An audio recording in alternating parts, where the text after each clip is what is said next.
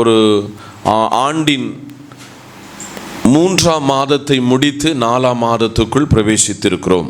ஜெபத்தோடு ஏக சிந்தையோடு ஒரு மனதோடு இந்த காலையிலே அதிகாலையிலே வந்த உங்களை மனமாற வாழ்த்துகிறேன். வாசிப்போம். 1 சாமுவேலின் புத்தகம் 2ஆம் அதிகாரம் வசனம் 8. அவர் சிறியவனை புழுதியிலிருந்து எடுத்து எளியவனை குப்பையிலிருந்து உயர்த்துகிறார். அவர்களை பிரபுக்களோடு உட்காரவும் மகிமையுள்ள சிங்காசனத்தை சுதந்தரிக்கவும் பண்ணுகிறார். பூமியின் அஸ்திபாரங்கள் கர்த்தருடையவைகள், அவரே அவைகளின் மேல் பூச்சக்கரத்தை வைக்கிறார். கண்களை மூடுவோம், ஜெபிப்போம். சர்வ வல்லமையுள்ள எங்கள் பிதாவாகிய நல்ல ஆண்டவரே, வார்த்தை உம்முடையது. வார்த்தையின் மறைப்பொருளை பரிசுத்த ஆவியானவர் வெளிப்படுத்தி தாரும். ஜனம் இந்த அதிகாலையிலே இருட்டோடே எழுந்து உம்முடைய திருப்பாதத்தில் வந்திருக்கிறார்கள். யாரிடத்தில் போவோம்? நித்திய ஜீவ வசனம் உம்மிடத்தில் உண்டு. வார்த்தை அனுப்பும். இயேசுவின் நாமத்தில் பிதாவே, ஆமென். இஸ்ரவேலர்கள் நீண்ட ஆண்டுகள் நியாயாதிபதிகளின் ஆளுகைக்குள், கண்ட்ரோலில், ஆட்சி பீடத்தில் இஸ்ரவேலர்கள் இருந்த சரித்திரம் நமக்கெல்லாருக்கும் தெரிந்த ஒரு உண்மையே. அப்படி இஸ்ரவேலர்களுக்குள்ளே நியாயாதிபதிகளுக்கு பின்பு தேவன் ராஜாக்களை ஏற்படுத்தினார். ஆமென், அல்லேலூயா. ராஜாக்களை ஆண்டவர் ஏற்படுத்தினார். அதில் 1 சாமுவேலின் புத்தகத்தில் கவனமாய் கேட்க வேண்டும். 1 சாமுவேலின் புஸ்தகத்தை நாம் கற்றுக்கொள்ளும் பொழுது தேவனாகிய கர்த்தர் ராஜாக்களை எந்த அடிப்படையில் ஏற்படுத்தினார் என்றால், அதாவது மனிதனுடைய புத்திக்கு தகுந்த மாதிரி சவுல் என்கிற ராஜாவை ஆண்டவர் ஏற்படுத்தினார். ஆனால் 2 சாமுவேலை நன்றாய் கற்றுக்கொள்ளும் பொழுது தேவனாகிய கர்த்தர் தேவன் தெரிந்தெடுத்த ராஜாவாகும் தாவீது என்ற அந்த புஸ்தகம் நம்மை படிப்பிக்கிறது. அப்படி 1 சாமுவேலில் என்ன முகவுரை நமக்கு படிப்பிக்கிறது, என்ன வரலாற்றை 1 சாமுவேல் நமக்கு படிப்பிக்கிறது என்று நன்றாக நாம் படித்து நிதானித்து தியானிக்கும் பொழுது ஆண்டவர் ஒரு பெரிய உண்மையை கற்றுக் கொடுக்கிறார். எல்கானா என்ற ஒரு மனிதனுடைய குடும்பத்தை ஆண்டவர் முகவுரையாய் கொண்டு வருகிறார். அவருக்கு அக்காலத்தில் 2 மனைவிகள் இருந்ததாகவும் அதில் ஒருவளுக்கு விவாகத்தின் மூலமாக ஒரு பிள்ளையை ஆண்டவர் கொடுத்தார் என்றும், அன்னாளுக்கு குழந்தை பாக்கியம் இல்லை என்ற வரலாறு நமக்கு எல்லாருக்கும் தெரிந்த உண்மையே. ஒரு அல்லேலூயா சொல்லுங்க. அப்படி ஒரு அன்னாள் தேவ சமூகத்தில் தன் இருதயத்தை ஆண்டவரிடத்தில் ஊற்றினாள். அவள் மனம் கசந்து அழுதாள் என்ற அந்த வரலாறை முகவுரையிலே நாம் இந்த புஸ்தகத்தில் படிக்கிறோம். ஒரு அல்லேலூயா சொல்லுங்க. அப்படி ஆண்டவருடைய சமூகத்துக்கு முன்பதாக நியாயாதிபதிகளின் காலம் முடிந்து தேவன் ராஜாக்களை ஏற்படுத்துவதற்காக தன்னுடைய அநேக விதமான திட்டங்களில், தீர்மானங்களில் அப்படி தேவன் நினைத்து செய்து கொண்டிருக்கிற காலத்தில் ஒருவளுடைய வாழ்வில் ஆண்டவருடைய சமூகத்தில் பிள்ளை இல்லை. அவளுடைய வேண்டுதலை கர்த்தர் கேட்டார். அவளுடைய வேண்டுதலுக்கு ஆண்டவர் உத்தரவு கொடுத்து அவளுக்கு அழுது பெற்றெடுத்தேன் என்ற சாமுவேலை கர்த்தர் கொடுத்தார். ஆமை சொல்லுங்க. அவள் சொல்லி வருகிற ஒரு பெரிய வாக்குத்தத்தத்தை ஆண்டவர் பாதத்தில், அவள் ஆண்டவரோடு இருக்கிற தொடர்பில் ஆண்டவர் அவளுக்கு கொடுக்கிற ஒரு பெரிய ப்ராமிஸ் ஆகும் இந்த காலையிலே நாம் வாசித்த தெய்வ வார்த்தை. ஆமை சொல்லுங்க. ஆதலால் இந்த காலை வேளையிலே ஒரு எளிமையான வாழ்விலே, வாழ்க்கையிலே கற்பமற்ற சூழ்நிலையிலே தன்னுடைய கூட இருக்கிற இருக்கிறவர்கள் அவளை நிந்திக்கிற வேளையிலே அவள் சஞ்சரித்த பாதை என்பது கர்த்தரோடு. ஒரு அல்லேலூயா சொல்லுங்க. அந்த பாதை அவளை ஒரு உயர்ந்த ஸ்தானத்துக்கு கொண்டு வந்து அவளுடைய கற்ப பிறப்பை வைத்து ஆண்டவர் ராஜாவை அபிஷேகம் பண்ணினார். அல்லேலூயா. ஆதலால் தான் இந்த காலையில இந்த வருஷத்தின் 4ஆம் மாதத்தில் சபையை பார்த்து சொல்லுகிறார், அவர் சிறியவனை புழுதியிலிருந்து எடுத்து. ஆமை சொல்லுங்க. அல்லேலூயா. இன்னைக்கு சரித்திரம் நம்மை படிப்பிக்கிறது, ஆண்டவரோடு நீங்கள் நடக்கும் பொழுது, ஆண்டவர் பாதத்தை தேடி வரும் பொழுது, ஒருவேளை நீங்கள் எளிமையான நிலைமையில் வந்திருக்கலாம், ஒருவேளை எல்லா நிலைகளிலும் எல்லா கதவுகளும் அடைக்கப்பட்ட நிலைமையில் வந்திருக்கலாம். ஆனால் ஆண்டவராகிய கர்த்தர் இந்த மாதத்தில் சபையை பார்த்து சொல்கிறார், அவர் சிறியவனை புழுதியிலிருந்து எடுத்து எளியவனை குப்பையிலிருந்து எடுத்து உயர்த்துகிற ஒரு ஆண்டவர். ஒரு நாளும் இந்த அன்னாள் தேவனுடைய சமூகத்தில் தன்னுடைய பிள்ளையை கொண்டு ஆண்டவர் ஒரு ராஜாவை அபிஷேகம் பண்ணுவார் என்கிற எந்த பிளானிங்கும் இல்லை. ஆனால் அன்னாள் 2 காரியங்களை ஆண்டவர் பாதத்தில் செய்தாள். ஆண்டவரை, எனக்கு ஒரு ஆண் குழந்தையை தர வேண்டும். அந்த காரியங்களை கர்த்தர் அவளுக்கு நிறைவேற்றி கொடுத்தார். 2வதாக, ஆண்டவரே, இந்த பிள்ளை உம்முடைய கனமான வேலைக்காக அவனை சமர்ப்பிக்கிறேன் என்று 2வது ஆண்டவர் அவளுடைய பாதத்தை காத்திருந்து சொன்னார். இந்த காரியங்கள் 2ஐயும் பரலோகம் கேட்டது.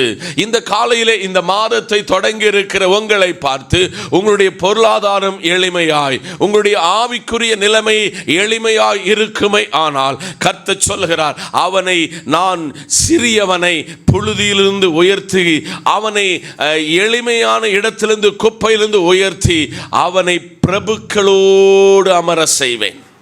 எத்தனை பேர் விசுவாசிக்கிறீங்க? ஒருவேளை என்னுடைய குடும்பத்தில் அப்படிப்பட்ட ஒரு வாக்குத்தத்தம் இதுவரையும் நடக்காமல் இருந்தால், கர்த்தர் இந்த காலையில் சபையை பார்த்து சொல்லுகிறார், இந்த காலையில் உங்களை உயர்த்துகிற ஒரு ஆண்டவரை ஆராதிக்க வந்திருக்கிறீர்கள்.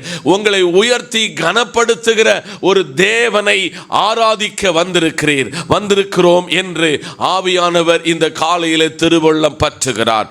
ஆதலால் சபையோடு சொல்லுகிறார், நான் பிரபுக்களோடு உங்களை அமர செய்வேன். ஆமென் சொல்லுங்க. உங்களை பிரபுக்களோடு அமர செய்வேன். அன்னாளுடைய லைஃப் ஹிஸ்டரி உங்களுக்கு ஆரம்ப காலம் வேதனையாயிருந்தது. ஒரு பிள்ளை என்கிற ஒரு மலட்டுத்தன்மை அவள் வாழ்வில் இருந்தது. ஆண்டவர் அவளை கடாட்சித்தார். ஆமை சொல்லுங்க. அவளை கடாட்சித்தது மாத்திரமல்ல, அவள் பிள்ளைய பிரபுக்களோடு ஆண்டவர் உட்கார செய்தார். ஆமை சொல்லுங்க. ஆதலால் இந்த காலை வேளையில நாம் எல்லாரும் இந்த மாசத்துல சொல்லணும், ஆண்டவர் என்ன சிறியவனாயிருந்த என்ன புழுதியிலிருந்து எடுத்திருக்கிறார். எத்தனை பேர் நம்புகிறீங்க? புழுதியிலிருந்து எடுத்துற. ஊர்ல எனக்கு ஒரு பிளாட்ஃபார்ம் இல்லை, ஊர்ல எனக்கு அங்கீகாரம் இல்லை, ஆனால் அந்த சிறியவனான என்னை நீர் எடுத்து உம்முடைய சமூகத்துக்கு முன்பதாக எளியவனாயிருந்த என்னை குப்பையிலிருந்து உயர்த்தி வைத்திருக்கிறீர். ஆமை சொல்லுங்க. உங்க பிள்ளைகளை பார்த்து அடிக்கடி சொல்லணும், என் பிள்ளை பிரபுக்களோடு உட்காரும். அவையாய் திறந்து சொல்லுங்க, என்னுடைய பிள்ளைகள் பிரபுக்களோடு உட்கார செய்வார். மகிமையான சிங்காசனத்தை அவர்கள் சுதந்தரித்துக் கொள்ளுவார்கள். இந்த பூமியில மாத்திரமல்ல சிங்காசனம், பரலோகத்தில் உங்களை சிங்காசனத்தில் அமர செய்து அழகு பார்க்கிற ஒரு மேசியா இந்த காலையிலே உங்கள் மத்தியிலே வந்திருக்கிறார். ஆமென். அல்லேலூயா. அதில் அவர் தெளிவா சொல்லுகிறார், பூமியை சுதந்தரிக்க பண்ணி பூமியின் அஸ்திபாரங்கள் கர்த்தருடையவைகள். பூமியினுடைய அஸ்திபாரங்கள் அவருடையவைகள். அவரே அவைகளின் மேல் பூச்சக்கரத்தை வைக்கிறார். இன்னைக்கு காலையில சபையோடு ஆண்டவர் நின்று ஒரு கேள்வி நம்மிடத்தில் கேட்கிறார். உங்களையும் அப்படி அவர் உயர்த்த விரும்புகிறார். ஆமென் சொல்லுங்க. நிபந்தனை, கண்டிஷன். இந்த காலையிலே பரிசுத்த ஆவியானவர் தெளிவாக இன்னைக்கு சபையோடு பேசுகிறார். ஒரு அன்னாளை போல கர்த்தர் பாதத்துக்கு முன்பதாக இந்த மாதத்தில் ஆண்டவரை நோக்கி உயிருள்ள நாள் அளவும் அவர் முகத்தை நோக்கி பார்க்கலாமா? அல்லேலூயா. அவருடைய முகத்தை நோக்கி பார்ப்போம். அன்னாளுடைய காரியத்தை லைட்டா முகவரிய சொன்னேன். அன்னாளுடைய லைஃப் 1 சாமுவேல் 1:10 என்ன சொல்லுகிறது என்றால், அவள் போய் மனம் கசந்து மிகவும் அழுது கர்த்தரை நோக்கி விண்ணப்பம் பண்ணினாள். அவள் போய் மனம் கசந்து மிகவும் அழுது ஆண்டவரை நோக்கி விண்ணப்பம் பண்ணினாள். சங்கீதக்காரன் சொல்லுகிறான், கண்ணீரோடு விதைக்கிறவன் கம்பீரத்தோடு அறுப்பான். ஒரு புதிய மாதத்தை ஆண்டவர் உங்களுக்கு தந்து ஒரு பெரிய வாக்குத்தத்தத்தை கொடுத்து சொல்கிறார். நீ சிறிய நிலையில், புழுதியான சூழ்நிலையில் இருப்பாய், ஆனால் ஒரு அன்னாளை போல கர்த்தர் பாதத்தில் திரும்பி மடங்கி வந்தால், எளியவனை குப்பையிலிருந்து உயர்த்தி அவர்களை பிரபுக்களோடு என்ன செய்வார்? உட்கார செய்வார். எத்தனை பேர் நம்புகிறீங்க என்னுடைய நிலைமைக்கு மாற்றம் வரப்போகிறது? ஆமாம் சொல்லுங்க. என்னுடைய தரித்திரத்திற்கு மாற்றம் வர போகிறது. என்னுடைய எளிமையான புழுதியான குப்பையான சூழ்நிலைகளில் இருந்து என்னை அவர் உயர்த்த போகிறார். ஆமென் சொல்லுங்க. அடுத்து கீழே அந்த புஸ்தகத்தை வாசித்து வர சொல்ல, அவள் தன் இருதயத்தை ஆண்டவருடைய சமூகத்தில் ஊற்றினாளாம். ஒரு அல்லேலூயா சொல்லுங்க. அல்லேலூயா. உங்களால் தண்ணி ஊற்ற முடியும், எண்ணெய் ஊற்ற முடியும், ஆனால் இருதயத்தை அவள் ஊற்றினாள். ஆமென் சொல்லுங்க. அவள் இருதயத்தை ஊற்றினது மாத்திரமல்ல, அவளுக்கு ஒரு நீண்ட தரிசனம் இருந்தது. ஒரு அல்லேலூயா சொல்லுங்க. இன்னைக்கு உங்களுக்கு உங்களை குறித்த ஒரு தரிசனம் இருக்கிறதா? உங்கள் பிள்ளைகளை, உங்கள் பேர பிள்ளைகளை குறித்த தரிசனம் இருக்கிறதா என்று கர்த்தர் இந்த காலையில் கேட்கிறார். ஆமென் சொல்லுங்க. அல்லேலூயா சொல்லுங்க.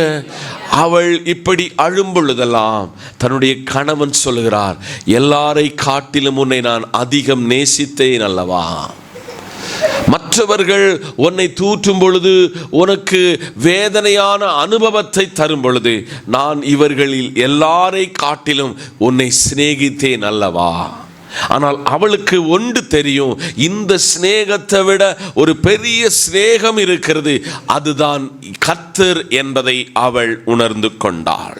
ஒருவேளை இந்த 3 மாதங்கள் வேதனையிலே, இந்த 3 மாதம் கண்ணீரிலே, இந்த 3 மாதம் நெருக்கத்தில், இந்த 3 மாதம் பல சோதனைகளுக்குள்ளாக நாம் பிரவேசித்திருப்போம் என்று சொன்னால், கர்த்தர் உங்கள் நிலைமையை மாற்ற விரும்புகிறார். எத்தனை பேர் விசுவாசிக்கிறீங்க? உங்கள் நிலைமையை மாற்றி கர்த்தர் இந்த காலையில் ஒரு புதிய நம்பிக்கை ஊட்டி உங்களை கனப்படுத்துகிறார். ஆமென் சொல்லுங்க. அல்லேலூயா சொல்லுங்க. ஆதலால் இந்த காலையில் பரிசுத்த ஆவியானவர் உங்களோடு பேசிக்கொண்டிருக்கிறார். அவர் சிறியவனை புழுதியிலிருந்து எடுத்து, ஆமென் சொல்லுங்க. அல்லேலூயா. அந்த வாக்குத்தத்தம் ஒருவேளை அன்னாளுடைய லைஃப்ல ஆரம்ப காலத்தில் அந்த வாக்குத்தத்தம் அவள் சுதந்திரிக்காவிட்டாலும், அவளுக்கு கொடுத்த வாக்குத்தத்தத்தை தன் ஏக புதல்வனான, ஆமென் சொல்லுங்க. அல்லேலூயா. புதல்வனான சாமுவேல் அதை அடைந்தான். சாமுவேல் ஒரு கடைசி நியாயாதிபதி. அதே சாமுவேலை கர்த்தர் தீர்க்கதரிசியாக மாற்றினார். அதே சாமுவேலை ஒரு ராஜாவை அபிஷேகம் பண்ணக்கூடிய அளவில் தைல கொம்ப அவன் கையில கொடுத்து விட்டாரே. அவனிடத்தில் புறப்பட சொல்ல கர்த்தர் சொன்னாரு, சாமுவேலே, இஸ்ரவேலுக்கு மனிதனுடைய புத்திக்கு தக்கதான ஒரு ராஜாவை, அவனுடைய நாலேஜுக்கு தக்கதான ஒரு ராஜாவை நான் ஏற்படுத்தினேன். அது தவறுதலா போயிற்று என்று நான் உணர்ந்து, அவனுடைய நடவடிக்கை சரியில்லை என்று அறிந்து, நான் ஒரு ராஜாவை அபிஷேகம் பண்ண போகிறேன். அது தேவன் தெரிந்தெடுத்த ராஜா. ஆமென் சொல்லுங்க.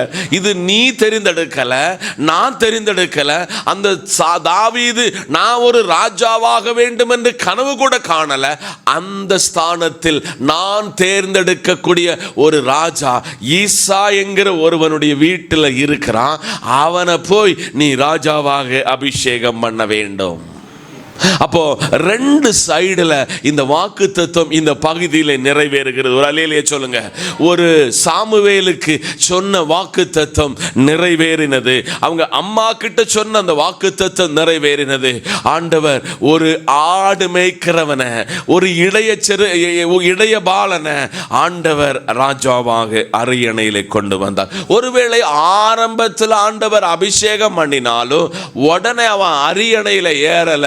சவுல் பல இடத்தில் அவனை கொலை செய்ய, சவுல் அவனை பல இடத்தில் இல்லாமலாக்க பல நேரத்தில் முயற்சித்தும் அது தோல்வி கண்ட ஸ்தானத்தில் ஒரு நாள் இதே சவுலை கொல்வதற்கான வாய்ப்பு வந்தும் தான் இந்த இடத்துல வந்ததை அந்த நினைவு கூறும் வண்ணமாக அடையாளத்தை வைத்து காண்பித்துட்டு அந்த தாவீது சொல்கிறார், அபிஷேகம் பண்ணப்பட்டவன் மேல என்ன செய்யக்கூடாது, கைய வைக்க கூடாது. அல்லேலூயா.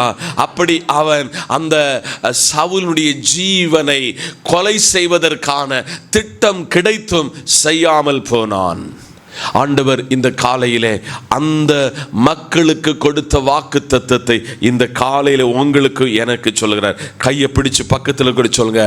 அவர் சிறியவனை புழுதியிலிருந்து எடுத்து, அவர் சிறியவனை புழுதியிலிருந்து எடுத்து எளியவனை குப்பையிலிருந்து உயர்த்துகிறார்.